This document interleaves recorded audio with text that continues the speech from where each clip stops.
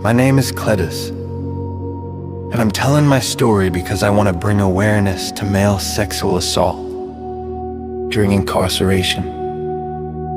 I'm speaking up because people think this only happens in movies, or that it only happens to men who asked for it, and none of that is true. I was young when I came in, soft-spoken, artistic, the kind of guy who kept to himself and drew pictures to stay sane. They put me in a cell with an older man who seemed calm, quiet, and almost fatherly at first. He told me he'd show me the ropes, help me avoid trouble, teach me how to move in a place where every step feels like a test. And when you're young and scared, you cling to anyone who seems steady. But power doesn't always show itself in loud ways. Sometimes it comes in slow, quiet shifts, the kind you don't notice until you're already caught in them. He started small, asking me to clean more of the cell, to give him my commissary, to sit where he wanted me to sit. He'd say things like, "I'm keeping you safe," or "You don't know how dangerous this place is without me." The more he said it, the more I started to believe it. That's how intimidation works. It doesn't always come with threats. Sometimes it comes with a smile, a lowered voice, a reminder that you're smaller, younger, and alone. By the time I realized what was happening, dependence had already wrapped itself around me. I didn't agree to anything I didn't allow, anything I was manipulated by someone who knew exactly how to use fear, age, and authority to box me in. And the shame I carried wasn't because of what happened. It was because I thought I should have seen it coming, or fought harder, or been stronger. But I know now that none of that was true. I wasn't weak, I was targeted. And I'm standing here because I refuse to let his control define my story. Street name, cellie pressure. Pattern name, cellmate power imbalance manipulation. Crime committed, sexual assault through abuse of power. General legal explanation. Sexual assault that occurs through manipulation, intimidation, or abuse of authority is recognized under U.S. law as a form of sexual violence. A person does not need to use physical force to commit a crime. Exploiting someone's fear, youth, dependence, or living situation can make real consent impossible. Many state and federal laws classify this type of conduct as a felony, especially when one person uses their position, age, or influence to obtain sexual access. Penalties vary by jurisdiction, but the law consistently treats power-based sexual assault as a serious criminal offense.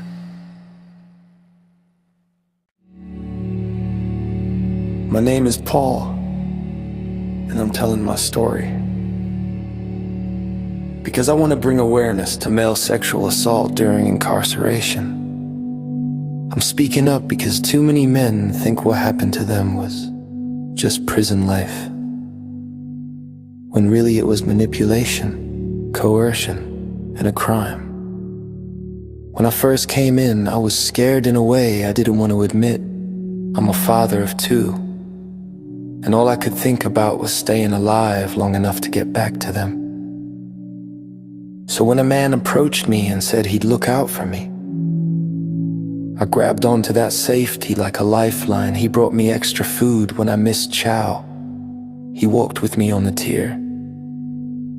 He told people I was with him, and for a while I believed that meant I was protected.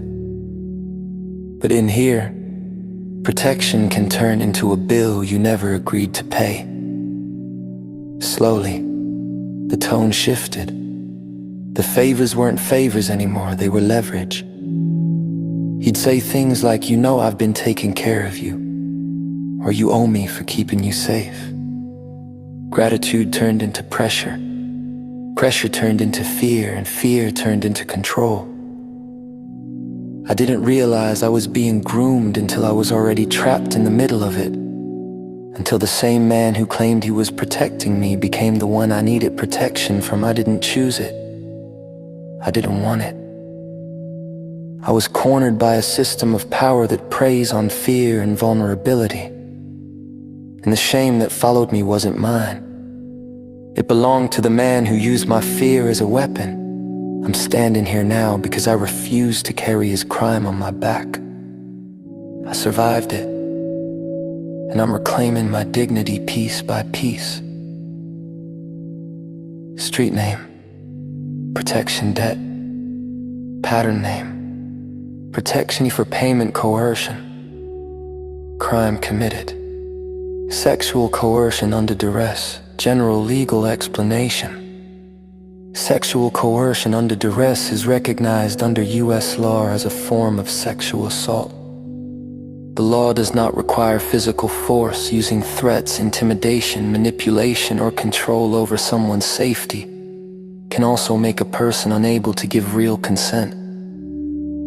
Many states and federal statutes classify this type of conduct as a felony, especially when someone uses authority, fear, or a person's vulnerable situation to obtain sexual access. Penalties vary by jurisdiction, but the law consistently treats coercive sexual acts as serious criminal offense.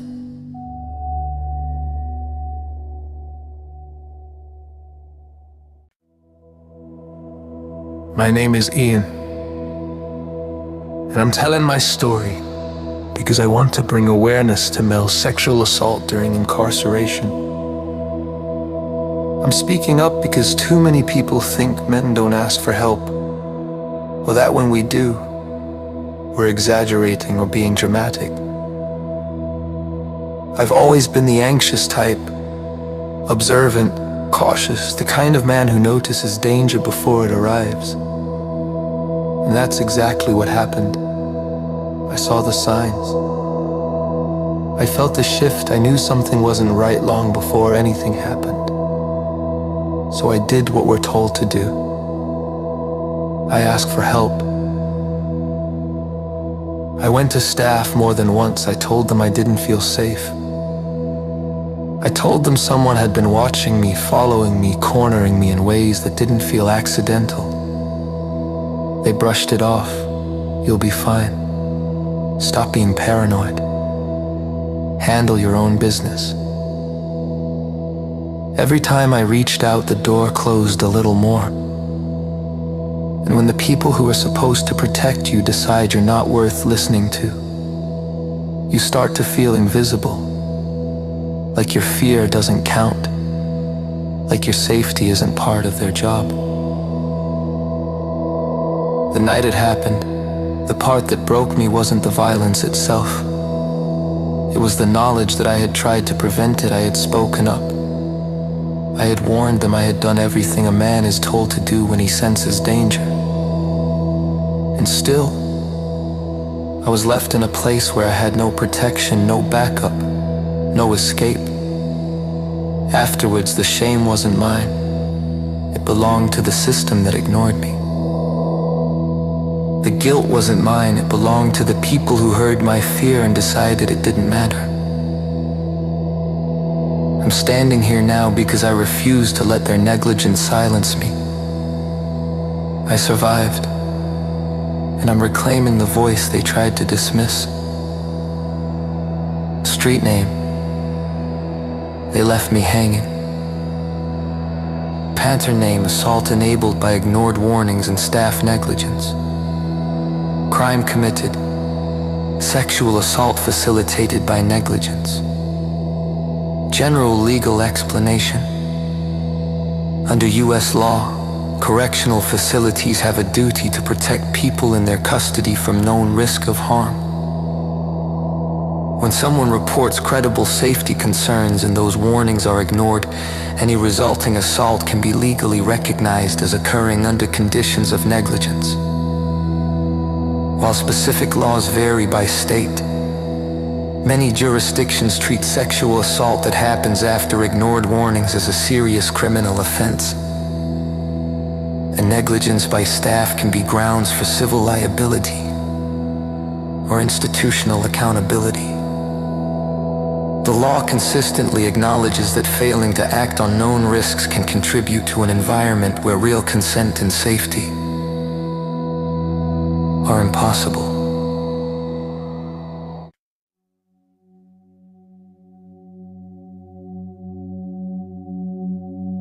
My name is Cole, and I'm telling my story because I want to bring awareness to male sexual assault during incarceration. I'm speaking up because people don't understand how fast things can turn when a group decides you're the one they want to isolate. I've always been a loyal man, family first, quiet, the type who minds his business and keeps his circle small. But inside, loyalty doesn't protect you the way you think it will. Sometimes it paints a target on your back, especially when other men see you as someone who won't fight dirty or join in their chaos. It started with small things. A group of guys blocking my path on the tier, taking my seat at chow, whispering when I walked by. At first, I thought it was just intimidation, the usual prison posturing. But then they started cornering me in places where cameras didn't reach. They'd ask questions that weren't really questions, things like, "Who you rolling with?" or, "You know you ain't got nobody here." And the more they said it, the more I felt the walls closing in. Isolation is a weapon in here. Once a group decides you're alone, they make sure you stay that way. The day it happened, I wasn't surrounded because of anything I did. I was surrounded because they knew I didn't have backup. They knew I didn't have a crew. They knew I was trying to keep my head down and survive. And when a group wants to break you, they don't need a reason. They just need opportunity. I didn't freeze. I didn't let something happen. I was outnumbered, trapped, and threatened in a way no man could fight off alone. And the shame I carried afterward wasn't mine. It belonged to the men who used fear and numbers to overpower me. I'm standing here now because I refuse to let their violence define my worth. I survived, and I'm rebuilding trust in myself piece by piece. Street name, jump for it. Pattern name, group-based coercion and isolation. Crime committed, group coercive sexual assault. General legal explanation. Under U.S. law, sexual assault committed by multiple individuals is treated as a serious felony, often with enhanced penalties due to the involvement of more than one perpetrator.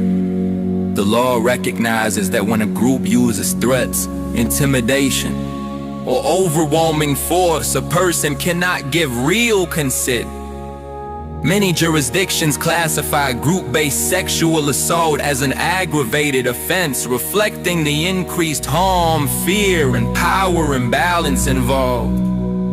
While specific statutes vary by state, the legal system consistently acknowledges that group coercion removes any possibility of voluntary participation and constitutes a severe criminal act. My name is Vaughn, and I'm telling my story because I want to bring awareness to male sexual assault during incarceration. I'm speaking up because people don't understand how often men like me, quiet men, gentlemen, spiritual men, get targeted simply because we don't fit the loud, aggressive image people expect from prison life. I've always been soft-spoken. I read a lot. I pray I mind my business. I'm not the kind of man who walks around trying to prove something. But in here, being peaceful can make you look weak to the wrong eyes. It started with the way certain men watched me, not with curiosity, but with calculation. They'd say things like, "You don't belong here," or "You too quiet for this place," as if my personality was an invitation. I tried to stay invisible, but sometimes invisibility paints a target even brighter. They tested me in small ways first, bumping into me on the tier, taking my seat, blocking my path just long enough to see if I'd push back. I didn't, not because I was scared, but because I don't believe every challenge deserves a reaction. But in prison, silence gets misread, gentleness gets twisted into weakness, and being different becomes something people think they can exploit. The day it happened, it wasn't about desire. It wasn't about conflict. It was about power. The kind that looks for the quietest man in the room and decides he's the easiest to break. I didn't let something happen. I didn't freeze. I was targeted because of who I am, because of the way I carry myself, because I don't move through the world with violence in my hands, and the shame I carried afterward wasn't mine. It belonged to the men who thought my softness made me theirs to control. I'm standing here now because I refuse to let their actions redefine my masculinity. My gentleness is not a weakness. My quiet is not an invitation. My spirit is not theirs to break. I survived, and I'm reclaiming the parts of myself they tried to turn into a weapon against me. Street name, they picked the quiet one. Parent name, targeting based on perceived vulnerability. Crime committed, targeted sexual assault based on vulnerability. General legal explanation, under US law, targeting someone for sexual assault because they appear vulnerable, quiet, isolated, or unable to defend themselves is recognized as a form of sexual violence. The law does not require physical force. Exploiting someone's perceived weakness or social position can make real consent impossible. Many states classify vulnerability-based targeting as an aggravating factor, increasing the severity of the offense. While specific statutes vary, the legal system consistently acknowledges that choosing a victim based on perceived vulnerability constitutes a serious criminal act. My name is Reese, and I'm telling my story because I want to bring awareness to male sexual assault during incarceration.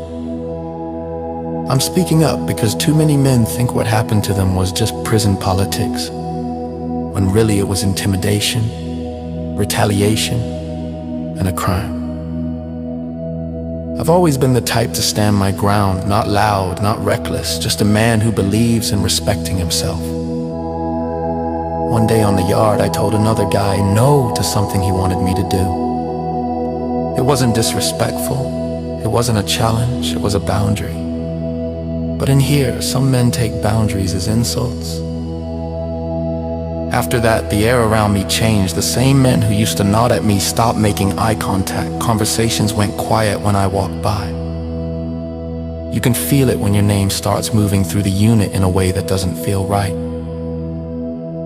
It wasn't about the argument anymore. It was about proving a point, showing what happens when someone like me refuses to fall in line. Retaliation in prison doesn't always come with fists. Sometimes it comes with humiliation, with fear, with the kind of pressure that makes your stomach twist long before anything happens. The day it happened, I wasn't overpowered because I was weak. I wasn't targeted because I did something wrong. I was targeted because I said no to the wrong man and he wanted to make an example out of me. I didn't freeze. I didn't let something happen. I was threatened, cornered, and punished for having a boundary, and afterward the shame tried to attach itself to me. But it didn't belong to me. It belonged to the man who used fear as a weapon. I'm standing here now because I refused to carry his crime as my burden. I survived, and I'm reclaiming my voice piece by piece. Street name, payback hit. Pattern name, retaliation-based sexual domination. Crime committed, retaliatory sexual assault, general legal explanation. Under US law, sexual assault committed as retaliation, especially when someone is punished for refusing a demand, setting a boundary, or asserting autonomy, is recognized as a serious criminal offense. The law does not require physical force. Using threats, intimidation, or fear to compel sexual activity makes real consent impossible. Many states classify retaliation-based sexual assault as an aggravated form of the crime, reflecting the deliberate intent to punish or dominate. While specific statutes vary, the legal system consistently acknowledges that coercion through retaliation constitutes a severe violation of a person's rights. My name is Rocky, and I'm telling my story because I want to bring awareness to male sexual assault during incarceration. I'm speaking up because people look at a man my size and think nothing like this could ever happen to me. I'm a big dude, broad shoulders, strong hands, the kind of man folks expect to be the protector, not the one who needs protecting. And that expectation became its own kind of prison. When you're built like me, people assume you're untouchable. They assume you could fight off anything. They assume you don't feel fear, but inside, size doesn't save you. Sometimes it paints a bigger target. It started with jokes the kind men make when they're trying to test your pride. Big man like you ain't scared of nothing. Bet nobody could ever take you. You're too strong to ever get touched. They said it with laughs, but the laughs had edges. And when I didn't play along, when I didn't bark back or flex for the crowd, the tone shifted. They wanted to see if the quiet giant was really as unbreakable as he looked. They wanted to prove something, not about me, but about themselves. The day it happened, it wasn't about desire. It wasn't even about me as a person. It was about power, humiliation, and sending a message I didn't let something happen. I didn't freeze. I was outnumbered, cornered, and threatened in a way no amount of muscle could fight off. And afterward, the shame hit me harder than anything physical. I kept thinking, how could a man my size not stop it? I carried that question like a weight strapped to my chest. It followed me home. It followed me into my marriage. It followed me into my own reflection. But my wife, God bless her, she never once looked at me with judgment. She held my face in her hands and said, "You're still my man. What happened to you doesn't change who you are." And hearing that helped me breathe again. It helped me understand that masculinity isn't measured by what you can fight off. It's measured by what you can survive, what you can face, and what you can speak out loud. I'm standing here now because I refuse to carry someone else's crime as my shame. I survived, and I'm reclaiming the strength they tried to turn against me. Street name Big Man Breakdown. Patent name targeting based on size, intimidation, improving dominance. Crime committed. Sexual assault through group-based intimidation. General legal explanation. Under U.S. law, sexual assault committed through intimidation, threats, or overwhelming force is recognized as a serious felony. A person's physical size or strength does not determine their ability to give or refuse consent. When multiple individuals use coercion, fear, or power to overpower someone, the law treats it as an aggravated offense. While specific statutes vary by state, the legal system consistently acknowledges that group-based intimidation removes any possibility of voluntary participation and constitutes a severe criminal act. We are male survivors of sexual assault and incarceration. We stand strong, unbroken, and resilient. We reclaim our power, our lives, and our freedom. We are liberated now and forever. We are male survivors of sexual assault and incarceration. We stand strong, unbroken, and resilient.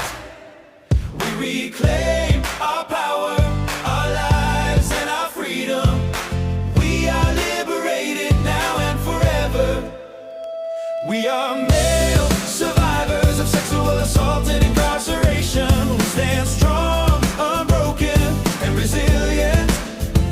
We reclaim our power, our lives, and our freedom. We are liberated now and forever. We are male survivors of sexual assault and incarceration. We stand strong, unbroken, and resilient. We reclaim our power, our lives, and our freedom. We are liberated now and forever. We are male survivors of sexual assault and incarceration. We stand strong, unbroken, and resilient. We reclaim our power, our lives, and our freedom. We are liberated now and forever. We are male survivors of sexual assault and incarceration. We stand strong, unbroken, and resilient. We reclaim our power, our lives, and our freedom. We are liberated now and forever. forever. We are male survivors of sexual assault and incarceration. We stand strong, unbroken, and resilient. We reclaim our power, our lives, and our freedom. We are liberated now and forever. We are male survivors of sexual assault and incarceration. We stand strong, unbroken, and resilient. We reclaim our power, our lives, and our freedom. We are liberated now and forever. We are male survivors of sexual assault and incarceration. We stand strong, unbroken, and resilient.